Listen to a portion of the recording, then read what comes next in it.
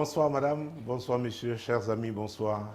Ravi de vous retrouver encore ce lundi 21h sur ma page Facebook Apportateur Samuel avec ce programme hebdomadaire L'heure de solution. Nous avons encore de nombreux courriers programmés ce soir, mais l'Esprit de Dieu nous conduira. Certainement, il s'agira de moments merveilleux, de moments d'édification, de moments de bénédiction. Alors nous n'allons pas tarder, sachant que cette émission est sous la couverture du sang de Jésus et que c'est le Saint-Esprit qui nous conduit. Nous allons procéder à la lecture du premier courrier.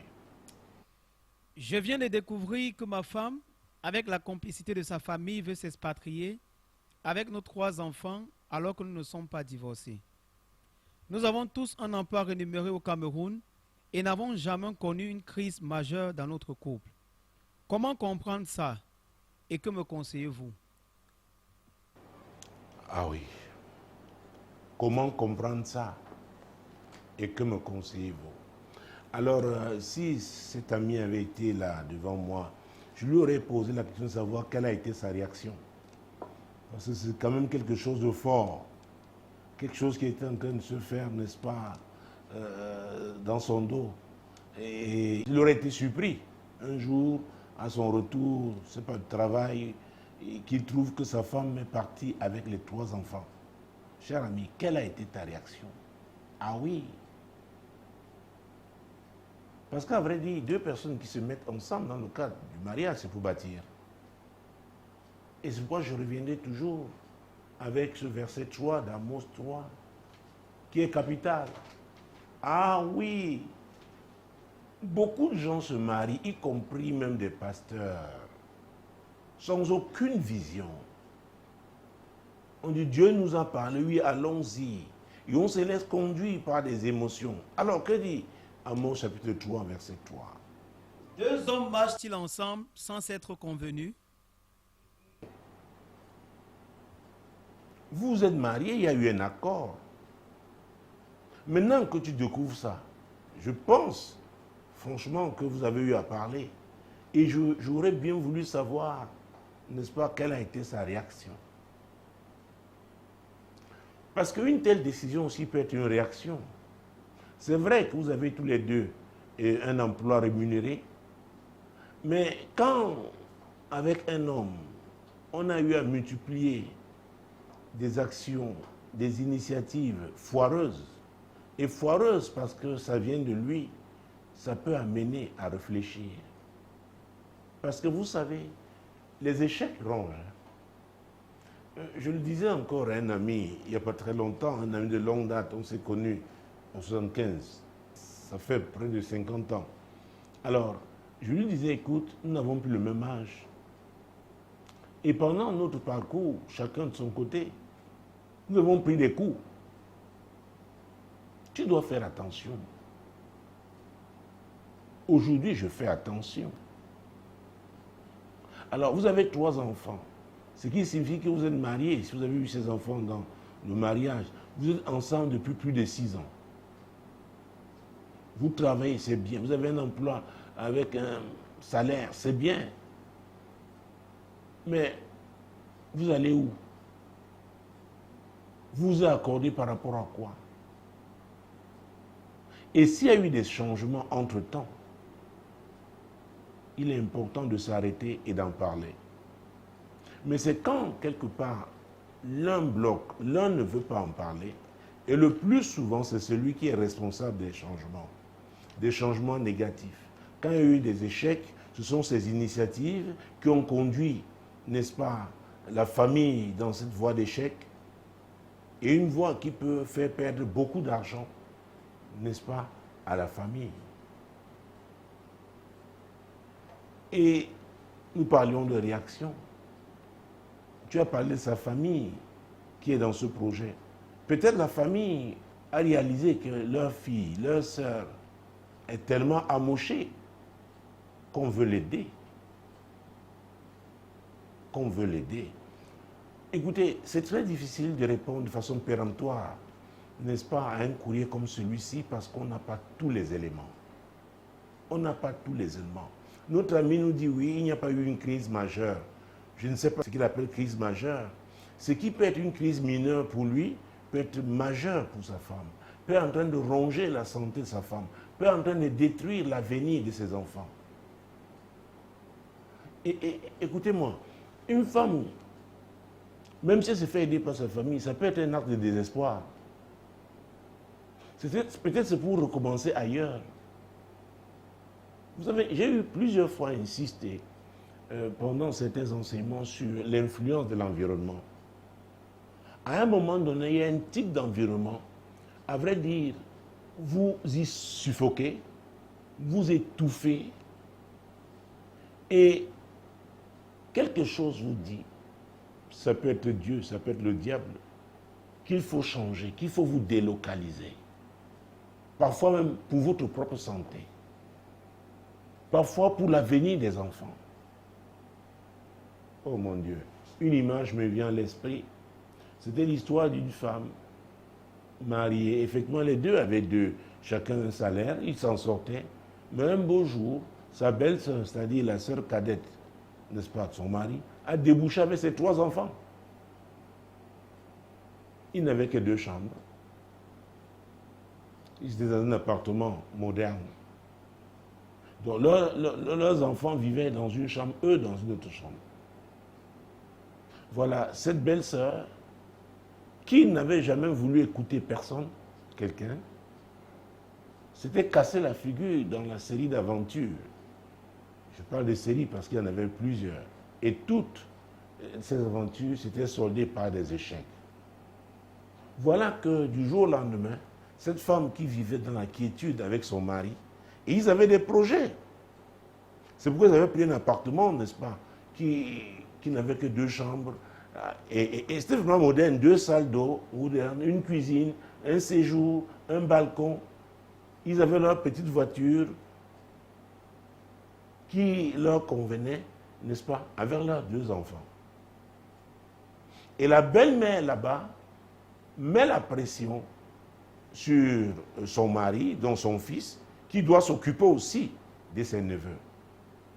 Vous voyez que la feuille de route de ce couple change subitement, de cette famille. Alors, s'il, chaque soir, il ramenait 2 pots de yaourt pour ses enfants, qu'est-ce qui va se passer après? S'il avait inscrit ses enfants dans une école privée, et nous savons ce que ça coûte au Cameroun aujourd'hui. Oh mon Dieu, j'ai plusieurs souvenirs. Je me rappelle encore d'un autre courrier que nous avons eu à traiter ici, dans ce programme, n'est-ce pas, où, effectivement, un homme marié avait reçu ses neveux chez lui, et finalement, sa sœur était fâchée parce que ses enfants n'allaient pas dans une école privée comme ceux de son frère. Vous savez, l'Afrique connaît de profondes mutations. Nous devons nous asseoir et réfléchir profondément. Savoir ce que nous voulons, savoir où nous voulons aller, les moyens qu'il faut pour y arriver, parce qu'il y a des étapes. Et ces étapes ne sont pas faciles. Ah oui. C'est bien beau de tenir un smartphone. Mais ceux qui ont, n'est-ce pas, fabriqué ces smartphones vivent dans un autre environnement qui a ses réalités. Oui.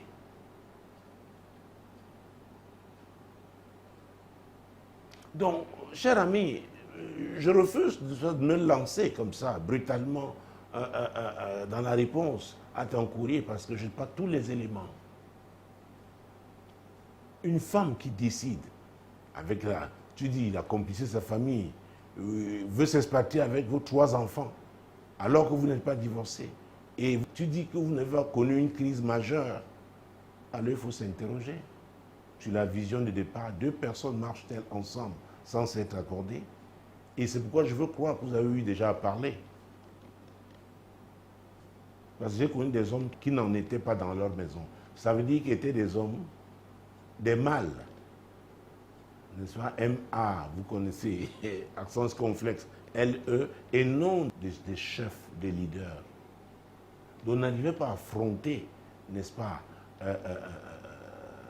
leurs femmes par rapport à certaines situations. Et malheureusement, aujourd'hui, l'Église, on va amener les pasteurs à faire ce qu'ils ne doivent pas faire. Chacun doit jouer son rôle. Alors, si tu as eu à parler avec ta femme, et je crois, ça dit que c'est la chose la plus... Parce que, qu'on le veuille ou pas, on a beau avoir la maîtrise de soi, mais quand même, on est en colère. Et la colère en soi, n'est pas interdite par la Bible, mais la Bible nous conseille de ne pas pécher. Parce que Dieu lui-même se met en colère. C'est pourquoi je t'ai posé la question de savoir quelle a été ta réaction. C'est pourquoi je veux croire que vous avez eu à en parler. Et qu'est-ce qu'elle t'a dit par rapport donc à la vision du départ, par rapport à l'accord que vous avez eu? Où en êtes-vous aujourd'hui? Est-ce qu'elle croit encore? C'est très important. À ce que vous vous êtes dit. Est-ce qu'elle est encore prête à être sous ton leadership? Oui. Est-ce que cette décision n'est pas un acte salvateur?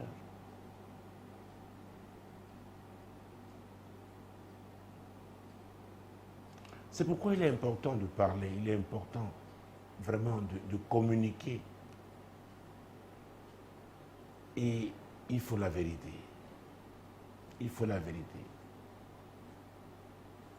Parce que je dois te dire, si tu essaies de te poser là, brutalement, de toute façon, tu risques non seulement de la perdre, si tu ne l'as pas déjà perdue, perdre même les enfants. Parce qu'il n'est pas exclu que les enfants, n'est-ce pas, soient au courant de ce projet. Et vous savez que les enfants sont très proches de leur famille maternelle. Peut-être ils ont un tonton là-bas qui est déjà installé, qui a des enfants, ils parlent ensemble, ces enfants-là, mon Dieu, mon roi. Alors ils échangent avec leurs cousins et tout, ils regardent l'environnement, vous savez là-bas, si du côté de l'Occident, il y a les beaux jardins. Nous à Nubel, tous les arbres avaient été coupés, parce qu'il fallait faire des studios de location.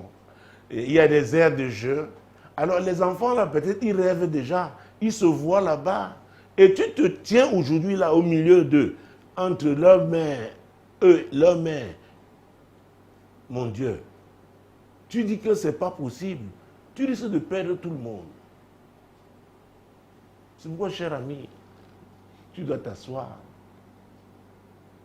Tu dois t'asseoir. C'est pénible, c'est douloureux. Vous savez, dans mon ouvrage « Source de malheur », au 2e chapitre, j'insiste sur la nécessité, n'est-ce pas, de rechercher la cause. C'est très important. Le plus souvent, les gens s'attaquent aux symptômes. Sans être médecin, je peux vous dire que chaque fois qu'il y a une fièvre, la fièvre est un symptôme. Oui, il peut y avoir une infection à la base. Il peut y avoir le paludisme, surtout chez nous. Donc, si vous mettez seulement à donner, c'est pas du paracétamol, parce que c'est la fièvre, vous risquez, mon Dieu, mon roi, vous retrouvez dans un état compliqué, et les médecins seront obligés d'utiliser des outils, des armes, enfin, des produits plus sophistiqués, plus efficaces, peut-être même plus chers, pour pouvoir vous sortir de cette situation. Vous savez, le plus souvent, il y a des situations qui pourrissent sans qu'on ne s'en rende compte. On est là, on croit que tout va bien. Et vous savez, les femmes africaines, surtout, elles ont été habituées à vivre dans cet environnement difficile, où les hommes sont, ah oui, peu tendres. Qu'elles acceptent, elles digèrent. Mais il y en a aussi qui savent être patientes, cherchant la voie. Et là, elle a trouvé la voie. La famille avec elle, ça dit, on peut m'aider. Le billet d'avion n'a pas besoin de toi. Ils peuvent se mettre ensemble et payer le billet pour les 3 enfants.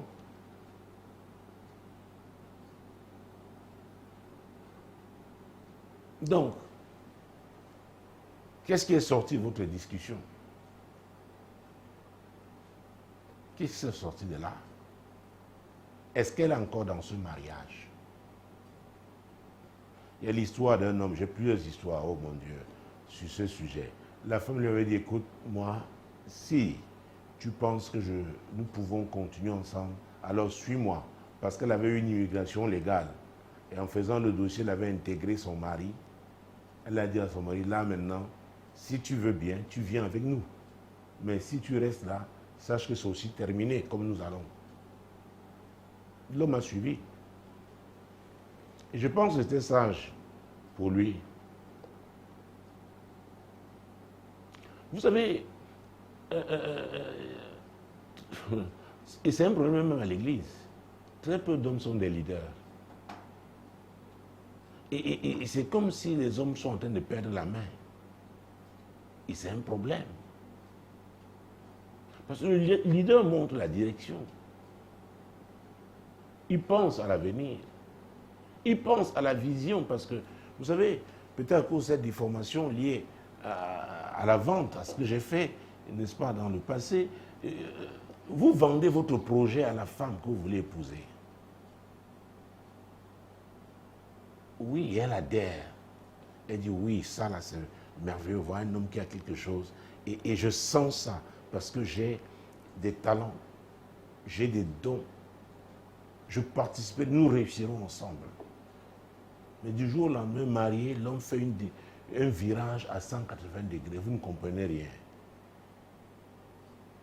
Et parfois, comme je l'ai dit plus haut, les ressources de la famille prennent un grand coup. Vous dites, hey, qu'est-ce qu'il faut faire? Et la femme peut-être essaye plusieurs tentatives. Que mais mon chéri, attends, où est-ce qu'on va? Je veux parler. Je donne l'exemple de ce monsieur, dans un appartement de 2 chambres, moderne, 2 salles d'eau. Un séjour avec 2 enfants. Ils avaient leur voiture, une belle petite voiture. Mais sa sœur, appuyée par leur mère, débouche avec 3 enfants. Les choses se gâtent. Les choses se gâtent. Alors, il est important de savoir ce qui s'est passé. À quel moment, qu'est-ce qui a poussé cette femme à s'engager dans un tel projet? Parce qu'à vrai dire, si elle n'est plus dans ce mariage, si elle ne vous considère plus comme son époux, c'est mieux qu'avant qu'elle ne parte là, que les choses soient claires. Même si tu dois pleurer. Oh, je me souviens de l'histoire de cet ami d'enfance. Il avait pleuré. Je vous ai raconté cette histoire plusieurs fois ici. Je les avais enfermés dans une chambre avec la jeune fille qui voulait épouser. Il s'en était occupé. Je crois qu'elle avait fini par avoir son bac G2. Mais la différence entre eux, n'est-ce pas, en termes de raisonnement, en termes de, j'allais même dire, maturité, était si grande que la mère avait juré que sa fille n'épousera jamais ce gars. Et sachant que c'était coincé, je les avais enfermés dans une chambre chez un ami à l'époque, on l'appelait Lambert, c'est pas où il est aujourd'hui. J'ai dit, je reviendrai, mais il faudrait qu'à mon retour, ce soit décidé. Quand je suis arrivé, j'ai ouvert cette chambre. Mon ami, l'époque d'enfance, est en larmes. Pourquoi la fille avait fini par lui dire, écoute, ce n'est plus possible de se marier. C'est vrai, nous avons connu cette vie-là, nous étions des copains, mais là maintenant, il s'agit de devenir une femme, une mère de famille. Tu ne peux pas être mon époux. Donc il y a des changements qui peuvent être subis, qui arrivent. Il est important d'en parler. Et je dois vous dire, contrairement à ce que beaucoup pensent, parce qu'on me dit non, il y a des gens hypocrites, il y a des gens, excusez-moi, quand ça ne va pas dans votre foyer, vous êtes la première personne à le savoir. À moins que vous ayez la tête ailleurs, je vous le dis. Vous êtes la première personne à le savoir. Même si on fait semblant, vous saurez que ce n'est plus ce qui était. C'est pourquoi il faut être vrai au départ. Parce que quand vous êtes vrai et vous demeurez dans la vérité, quand le faux, ah oui, arrive, on sent qu'il y a un changement. Il y a un changement. Mais parce que il arrive que la personne qui se plaigne, peut-être elle a été dans le faux et n'a pas pu voir comment le rongeur était en train d'opérer. Et un beau matin, c'est quand il y a la casse, quand c'est irrécupérable, qu'il se réveille et crie sur les toits, n'est-ce pas? Voilà, voilà, voilà, voilà. Cher ami, à vrai dire, ma préoccupation pour toi, c'est de savoir si cette femme te considère encore comme son mari. Si ce n'est pas le cas, c'est pénible, c'est vrai. Si c'est devenu irréversible, je pense qu'il faudra entrer dans une phase de deuil.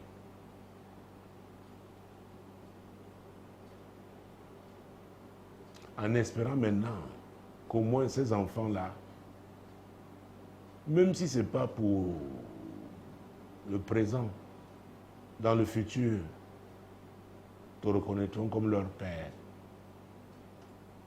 Parce que parfois, dans ces situations-là, les enfants ne sont plus blessés que leur mère. Mais vous l'ignorez. Imaginez-vous des hommes violents. Et quand on a habitué à la violence, on dit, ces gens-là disent non, il ne s'agit pas de crise majeure. Je corrigeais seulement sa femme. Ah, ma femme, tu faisais quoi? Tu corrigeais. Et les enfants dans leur chambre entendent les cris de leur mère. Et les enfants passent le plus de temps avec leur mère. Tu ne m'as même pas dit combien d'années de mariage vous avez, quel est l'âge de vos enfants. Parce que vous avez un enfant qui est en terminale. Peut-être elle attend là les résultats de son bac. Et elle sait que bien, si elle obtient son bac, c'est terminé, elle s'en va. Elle dit, laissons cet homme. Laissons-le. Parfois, les enfants disent à maman, maman, qu'est-ce que tu fais encore avec cet homme-là? Il y a eu une histoire, une jeune fille avait dit à sa mère que si j'avais à choisir un homme, je ne choisirais pas ton mari, c'est-à-dire son père. La mère lui a dit pardon. Elle dit non, non. Ton mari qui est mon père est un mauvais mari.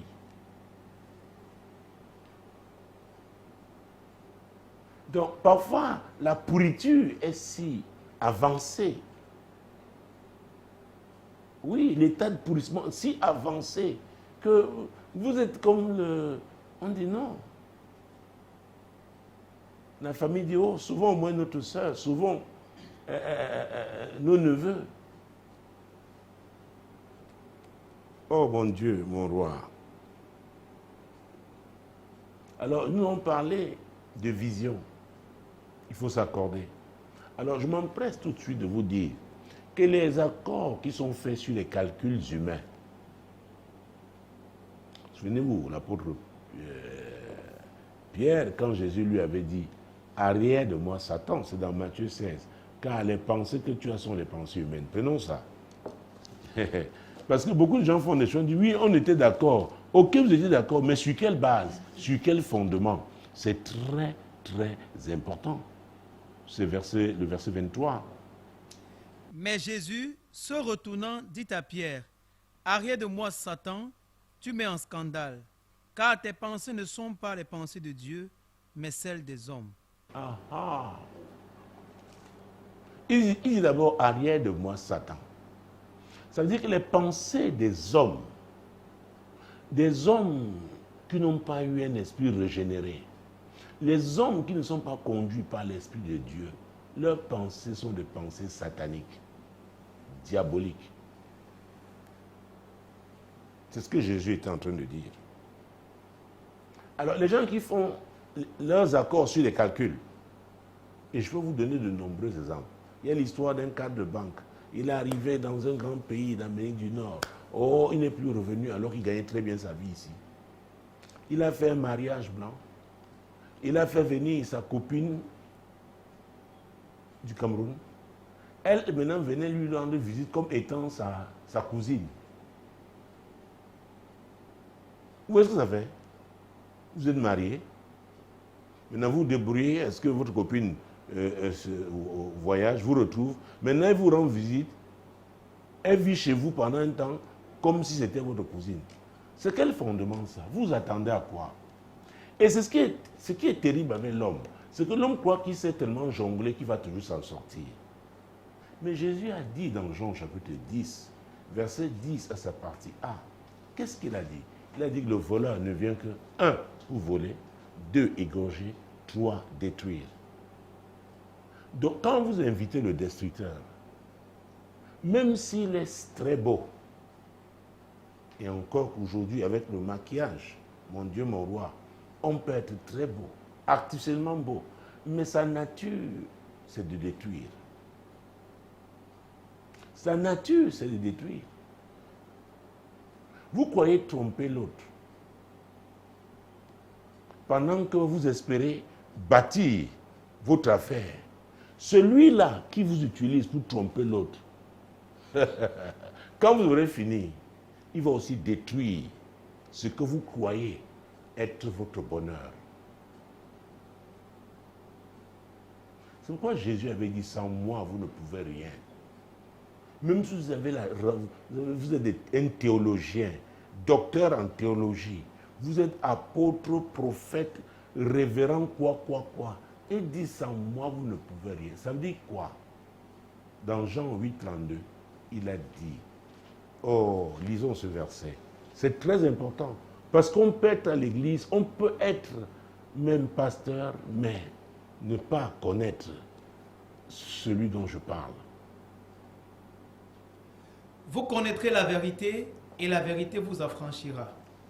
Vous connaîtrez la vérité et la vérité vous affranchira. Vous savez, chaque fois que j'ai affaire au verbe affranchir, je pense à l'esclavage. Je pense à la servitude. C'est la vérité qui délivre. Et Jésus, dans Jean 14, verset 6, a dit, « Je suis le chemin, la vérité et la vie. » Donc, et la Bible déclare que le diable est le père du mensonge. Maintenant, quand vous soyez évêque, archevêque, ou je ne sais pas quel titre que vous pouvez avoir, ou même diaconesse, et que vous choisissez de mentir, de vivre dans le mensonge, écoutez, vous êtes devenu un sujet du diable. C'est une affaire de temps. Il va vous détruire. Il va détruire ce que vous êtes en train de bâtir avec le mensonge. C'est pourquoi l'évangile de Luc, nous allons le prendre parce que ces versets, les versets que nous allons lire, j'ai eu à les utiliser plusieurs fois ici. Quand je parle de fondement, nous sommes dans l'évangile de Luc au chapitre 6, mon Dieu, mon roi.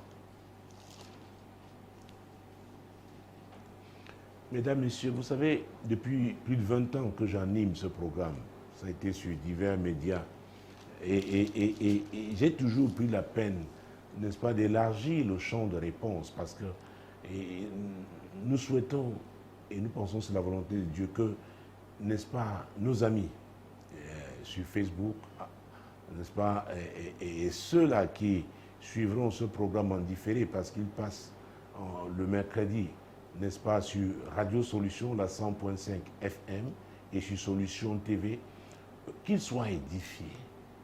Parce que nous pensons d'abord à la prévention. C'est vrai que ceux qui nous écrivent sont déjà victimes, sont déjà dans des situations difficiles. Et là, ils pensent au curatif. Oui, en répondant à leurs questions, on se soucie aussi de ceux qui peuvent éviter de se retrouver, n'est-ce pas, dans ce type de situation. C'est très important, madame. C'est très important, messieurs. Alors, lisons Luc chapitre 6. Nous allons prendre les versets 47, 48 et 49. Prenons même d'abord le verset 46. Pourquoi m'appelez-vous Seigneur, Seigneur, et ne faites pas ce que je dis? Ah, c'est Jésus qui parle. Il s'adresse, n'est-ce pas, là, Jésus qui est Nazareth, aux religieux. Parce qu'il n'y a pas très longtemps, n'est-ce pas, quelque part, une ancienne église disait qu'elle était Suga Mommy. Vous savez, il y a des choses incroyables aujourd'hui. Des anciennes églises qui disent « je suis Suga Daddy ». Vraiment. Et c'est pourquoi l'habillage religieux que nous faisons là, le vestimentaire religieux, nous donnons des titres aux gens qui vous disent « écoutez, si vraiment à mon âge, bon, si c'est un homme encore de... s'il est mon cadet de 10 ans, ça peut aller, on peut commencer. » Et après, on vous dit que c'est l'ancienne église qui parle. C'est un problème. Et Jésus dit, vous m'appelez Seigneur, Seigneur. Vous ne faites pas ce que je vous demande de faire. Vous ne faites pas ce que je dis. Vous ne pratiquez pas ma parole. Moi, je suis la vérité. Vous refusez la vérité. Vous adoptez le mensonge. Et comment pouvez-vous m'appeler Seigneur? Je ne peux pas m'identifier à vous. Je ne peux pas. Un ancien église disait, sur un plateau de télévision, qu'il est père de combien d'enfants avec combien de femmes. Il était heureux de déclarer qu'il est ancien d'église. C'est pourquoi aujourd'hui, à vrai dire, les gens se méfient de la religion. Parce que la pratique ne suit pas. Et la Bible dit que nous, les pasteurs, nous serons jugés sévèrement. Parce que ce que nous faisons là pour plaire aux hommes, ils nous donnent des cadeaux, on leur donne des titres religieux, on leur donne des responsabilités à l'église, on les appelle les grands donateurs, alors qu'ils ne peuvent pas être des exemples. Ils ne peuvent pas être des exemples. Dieu nous demandera des comptes. Alors, vous ne pouvez pas dire que vous êtes donc un chrétien, un disciple du Seigneur, et que vous ne faites pas ce que Jésus a prévu, ce que le Seigneur a prévu dans le cadre du mariage. Ça veut dire que vous l'avez exclu. Et en l'excluant, il y a quelqu'un d'autre qui est automatiquement introduit. Il s'appelle qui? Le diable, le destructeur. C'est aussi simple que cela. C'est aussi simple. Et maintenant, continuons avec les versets 47 à 49. Je vous montrerai à qui est semblable tout homme qui vient à moi, entend mes paroles et les met en pratique. Il est semblable à un homme qui, bâtissant une maison, a creusé profondément et a posé le fondement sur le roc. Une inondation est venue et le torrent s'est jeté contre cette maison sans pouvoir l'ébranler parce qu'elle était bien bâtie. Parce qu'elle était bien bâtie. Parce qu'elle était bien bâtie. Ça ne s'est pas fait dans la précipitation. Ce n'était pas une affaire d'émotion. Ce n'était pas pour se comparer à quelqu'un. Il n'y avait pas la rivalité dans ça. C'était conforme à la norme divine. C'était pour la gloire de Dieu. Vous vous souvenez ce que l'apôtre Paul a dit dans 1 Corinthiens 10, 31? Non, gardons, non pas lire. Il a dit, quoi que vous mangiez, quoi que vous buviez, quoi que vous fassiez, faites tout pour la gloire de Dieu. Et quand on a ce verset présent, vivant dans son esprit, quand on pratique la parole de Dieu, à chaque fois qu'on veut poser un acte, on doit se poser une question. Celle de savoir, est-ce que c'est pour la gloire de Dieu? Est-ce que ça glorifie Dieu? Oui, parce que nous, disciples du Seigneur, les chrétiens doivent glorifier Dieu dans leur vie, à la maison, au quartier, en milieu professionnel, associatif, bref, dans la société. Parce que nous sommes les ambassadeurs du Seigneur. Nous appartenons à un royaume qui a des normes, qui a des principes. Oui. C'est pourquoi la religion a foutu, je ne vais pas utiliser ce mot, mais entretient le désordre. Le désordre. Quand un ancien d'église vous dit, oui, j'ai tel nombre d'enfants avec plusieurs femmes, il le dit fièrement. Il s'agit de quel type d'ancien? Quel conseil peut-il donner? Vous voyez, la pratique de la parole de Dieu. Maintenant, monsieur, vous qui avez pris le train en marche, je suis en train de répondre au courrier d'un ami, n'est-ce pas, donc cette émission, l'heure de solution, n'est-ce pas, qui passe sur ma page Facebook, Apôtre Tatu Samuel, tous les lundis, dès qu'il est 21h. Il nous a écrit parce qu'il a découvert que sa femme est sur le point de quitter le pays pour s'établir à l'étranger. Et ce projet-là, elle est accompagnée dans ce projet par sa famille. Et il demandait comment comprendre ça et que faire. Il voulait un conseil. Ce qui est sûr, il y a eu un problème avec la vision. S'ils en avaient au départ, aujourd'hui, ils partagent sur la même vision. Alors, qu'est-ce qui s'est passé entre-temps? Ils doivent parler. Est-ce que c'est possible de trouver une solution? Ils doivent être sincères. Ah oui. Alors, continuons de lire notre passage, le verset 49, je pense. Mais celui qui entend et ne met pas en pratique est semblable à un homme qui a bâti une maison sur la terre sans fondement. Le torrent s'est jeté contre elle, aussitôt elle est tombée et la ruine de cette maison a été grande. Vous savez, les gens pensent souvent, quand ils parlent de mariage, ils pensent à la fête. J'ai l'habitude de voir les femmes, elles pensent, il y en a qui c'est elles-mêmes dessinent leur tenue. Elles sont tellement occupées par comment sera la fête. Les hommes sont souvent un peu réservés par rapport à ça. Ils veulent avoir la belle femme avec eux.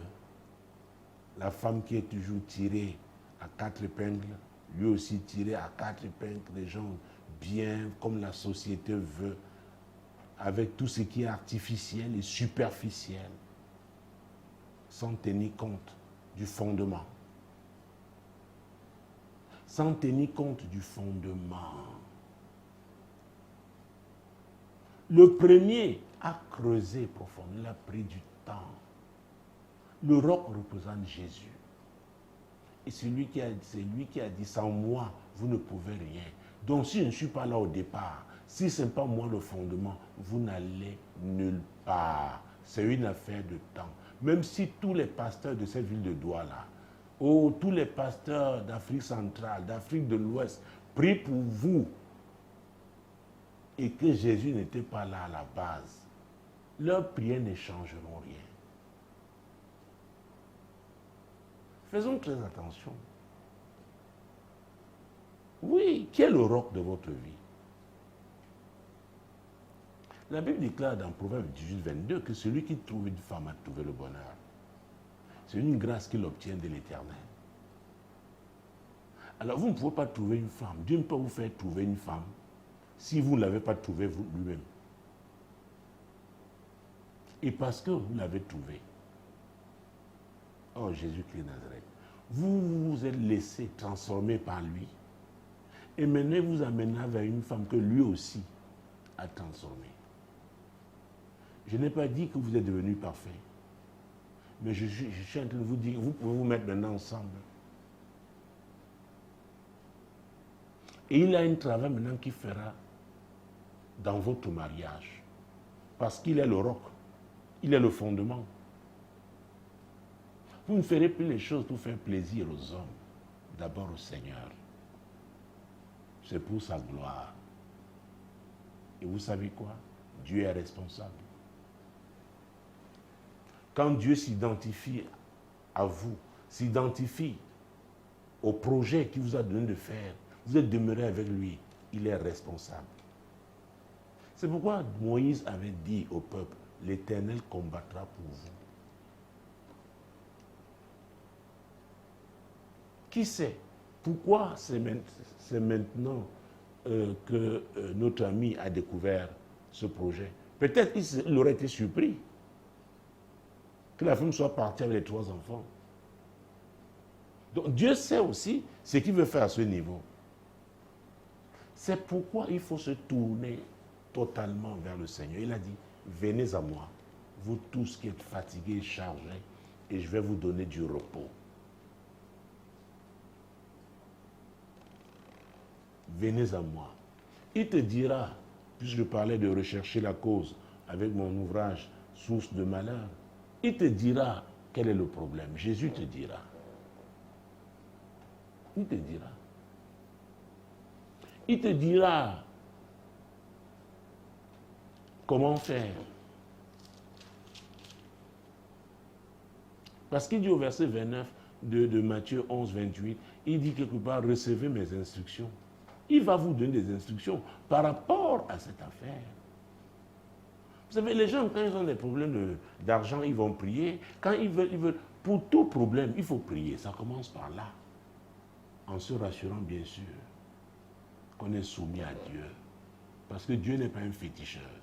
Vous n'allez pas vivre votre vie et quand vous êtes coincé, cassé, brisé, maintenant vous tournez vers Dieu pour que, comme ça, comme un coup de baguette magique. Non. Dieu peut aussi vous donner un temps de souffrance parce que vous aurez des leçons à apprendre. Vous voyez, Jésus dont on parlait de fondement, la deuxième maison n'a pas pu tenir parce qu'elle avait été bâtie sur quoi? Sur du sable, la terre. Il n'y avait pas de fondement. Et vous voyez que ça rejoint exactement ce que Somme, dans le livre de Somme 127, verset 1, Dieu dit. Et c'est pourquoi il dit dans Malachie, je suis l'Éternel, je ne change pas. Je suis l'Éternel, je ne change pas. Donc si Dieu n'est pas le fondement, vous vous trompez. Lisons ce verset 1 de Somme 127. Si l'Éternel ne bâtit la maison, ceux qui la bâtissent travaillent en vain. Si l'Éternel ne garde la ville, celui qui la garde veille en vain. Ah. Il y en a qui vraiment, c'est Dieu qui leur a montré la femme devait épouser. Et Dieu a convaincu cette femme que c'est cet homme. Mais s'étant mariés, ils ont abandonné Dieu quelque part. Dieu aussi a laissé dire, ok, si vous m'abandonnez, d'accord. Chacun peut l'avoir fait à un moment ou à un autre, à sa manière. Et quand on le fait, celui qui va se présenter, qui va prendre le contrôle des choses, s'appelle le destructeur. Et il a tellement de suggestions. Il va vous proposer tellement de choses. Je dois vous dire, l'Eldorado n'existe pas sur cette terre. Parce qu'on parle d'immigration aujourd'hui, les Africains croient qu'ils vont. Croyez-moi, dans ces pays-là, j'ai trouvé des gens qui étaient plus malheureux que lorsqu'ils étaient en Afrique.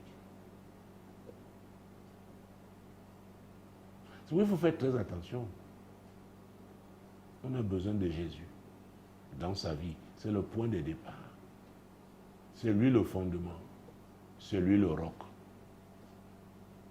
Et dans le cadre d'un mariage, je dois vous dire, si même l'un des époux, n'est-ce pas, déraille, abandonne le Seigneur, vous demeurez avec lui. Demeurez avec lui. Déjà, il faut comprendre que le salut est une affaire personnelle. Il y a des gens qui vont se retrouver en enfer à cause de leur mariage. Donc Jésus a dit, cherchez premièrement le royaume et la justice de Dieu. Et toutes ces choses vous seront données par-dessus. Alors il ne faut pas que ces choses que Dieu vous donne viennent maintenant inverser l'ordre des choses. Et c'est ce qui nous arrive le plus souvent. Quand nous n'avions rien, nous prions, nous jeûnions, nous méditions la parole de Dieu, nous étions fidèles. Maintenant, quand il nous bénit, on oublie la source de bénédiction. Et on ouvre les portes au diable. Et c'est pourquoi l'apôtre Paul disait, n'est-ce pas, dans Ephésiens 4, verset 27, et ne donnez pas accès au diable. Ça veut dire que chacun doit veiller. Chacun doit veiller. Et parce que je dois répondre vraiment globalement à ton courrier, même si je n'ai pas tous les éléments, je suppose que vous avez eu à parler, peut-être ça s'est mal passé. Mais l'information que tu m'as donnée dans ton courrier disant que sa famille est impliquée, alors implique aussi ta famille. Cela veut dire quoi? Il peut y avoir une rencontre familiale. Les deux familles peuvent se rencontrer. Écoutez, nous avons un exemple dans la Bible, hein, c'est le mariage, d'ailleurs, d'Isaac, Genèse chapitre 24. Parce que, et là, ah très bien, avant que nous lisions Genèse chapitre 24, je veux croire que tu as doté cette femme, cher ami. Si tu es un Africain, on sait ce que, chez nous, comment ça se passe. Maintenant, si tu ne l'as pas dotée, la famille peut même dire qu'elle ne te connaît pas. Même si tu as l'acte de mariage. C'est une affaire du droit positif. Hein? Parce que le mariage est une alliance. C'est deux familles qui se mettent ensemble. Hein? C'est pourquoi il y a cette cérémonie. Et dans Genèse, dans chapitre 24, Genèse chapitre 24, verset 1 et suivant. Abraham était vieux, avancé en âge, et l'Éternel avait béni Abraham en toutes choses. Abraham dit à son serviteur, le plus ancien de sa maison, l'intendant de tous ses biens, mais je te prie ta main sous ma cuisse, et je te ferai jurer par l'Éternel, le Dieu du ciel et le Dieu de la terre, de ne pas prendre pour mon fils une femme parmi les filles des Cananéens au milieu desquels j'habite, mais d'aller dans mon pays et dans ma patrie prendre une femme pour mon fils Isaac. Je vous dis ici, très rapidement, ce n'est pas une affaire de tribalisme, une affaire de racisme. C'est une affaire de vision. C'est très important. Même dans la vie, il y a des gens qui dilapident tout ce qu'on leur donne. Alors, c'est ce genre de personnes qu'il ne faut pas bâtir. Parce qu'il n'y aura pas d'épargne. Il y a des gens qui commencent à boire très tôt le matin. Des personnes comme ça ne peuvent pas aller loin. Il y a des gens à donner à la débauche. Oui. Donc ici, il s'agit d'une vision.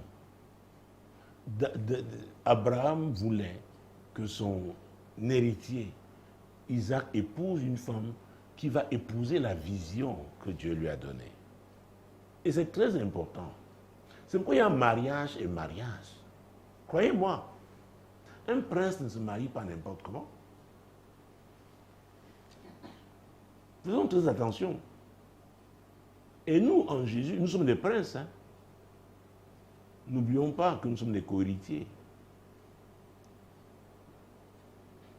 Donc Dieu, par le mariage, veut accomplir. Il a un projet. Il faut nous confier une mission à accomplir dans votre mariage. Ça se passe même parce que tu as vu une très belle femme. Elle parle l'anglais d'Oxford. Très stylée. Je n'ai rien contre ça. Mais vous allez où? Quel est le but de votre mariage? En quoi Dieu sera-t-il glorifié?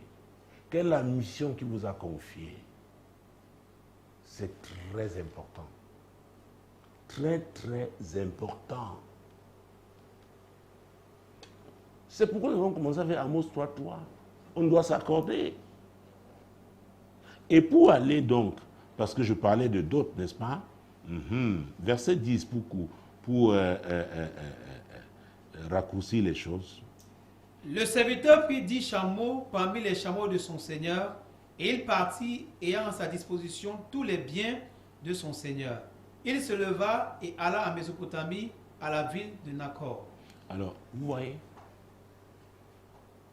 c'est pourquoi j'ai des problèmes avec des femmes qui se marient légèrement, qui se battent pour se marier. Écoutez, quand Dieu veut bénir un homme, il lui donne une femme. Femme, tu dois savoir que tu es une bénédiction. Tu ne dois pas t'engager légèrement parce que tu es désespéré. Et ça prouve que tu ne connais pas le Dieu qui t'a créé. Tu ne connais pas le prix qu'il a payé en envoyant Jésus.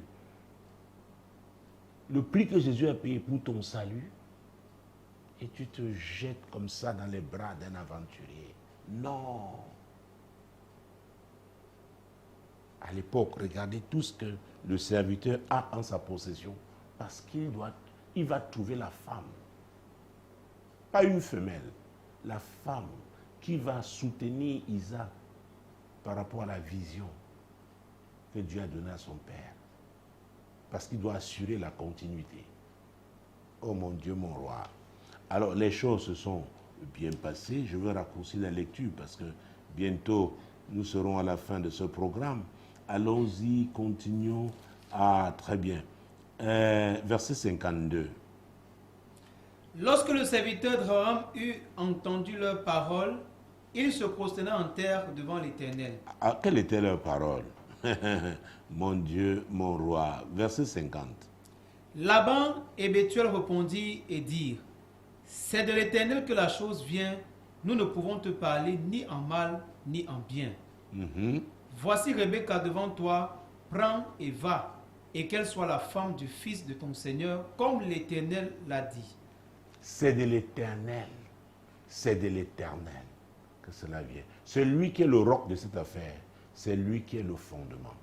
Croyez-moi, si c'est Dieu qui est le fondement de votre mariage, le diable ne peut pas le détruire. Si vous demeurez avec Dieu.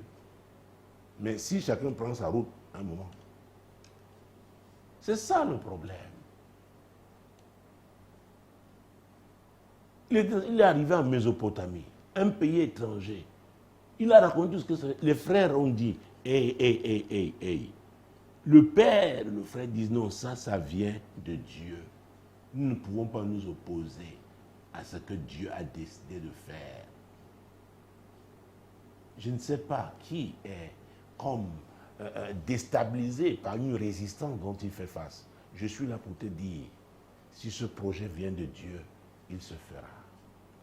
Malgré ces résistances. Ces résistances prouvent que Dieu est là. Il combattra pour vous. Alors, qu'est-ce qu'on va faire pour pouvoir... Verset 53. Et le serviteur sortit des objets d'argent, des objets d'or et des vêtements qu'il donna à Rebecca, et il fit aussi de riches présents à son frère et à sa mère. Oui, ça c'est la dot. Ça c'est la dot. Beaucoup de femmes vous apprenez une femme qui a vu avec un homme. C'est quoi ça? Après un homme t'a dit bonjour, tu vas dire chez lui. C'est quoi ça? La légèreté, même à l'église.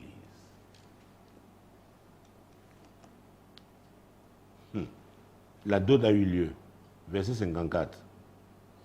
Après quoi, ils mangèrent et burent, lui et les gens qui étaient avec lui, et ils passèrent la nuit.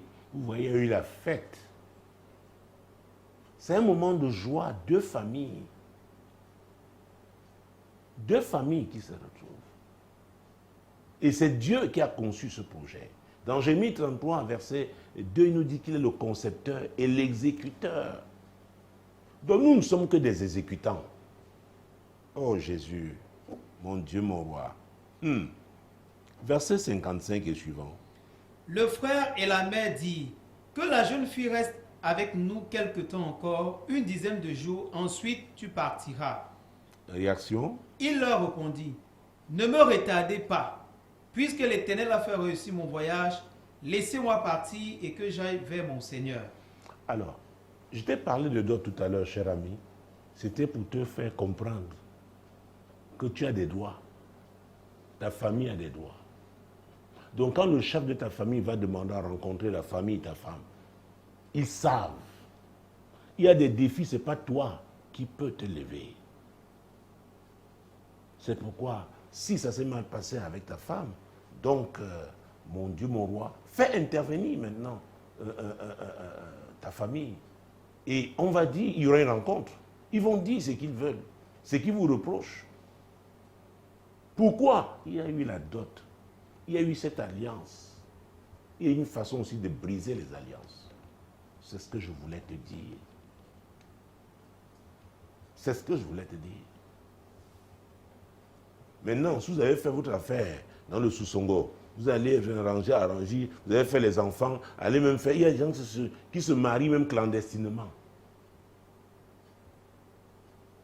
Alors c'est compliqué. Qui va se tenir? Le serviteur d'Abraham qui avait été envoyé, qui avait reçu autorité, l'avait juré. Et il savait qu'il était dans ses droits. Et il n'a pas dit, vous savez ce qu'il a utilisé? Il a dit, ne me retardez pas. Il n'a pas dit, s'il vous plaît, ne me retardez pas. Je suis dans mes droits. J'ai réussi à cette mission, une mission qui est de l'Éternel. Donc l'autorité que j'utilise est celle de Dieu. Donc voilà le conseil que je te donne, cher ami. Que ta famille, donc, si ça n'a pas pu marcher entre vous deux, que les deux familles se rencontrent et que la chose soit clairement traitée.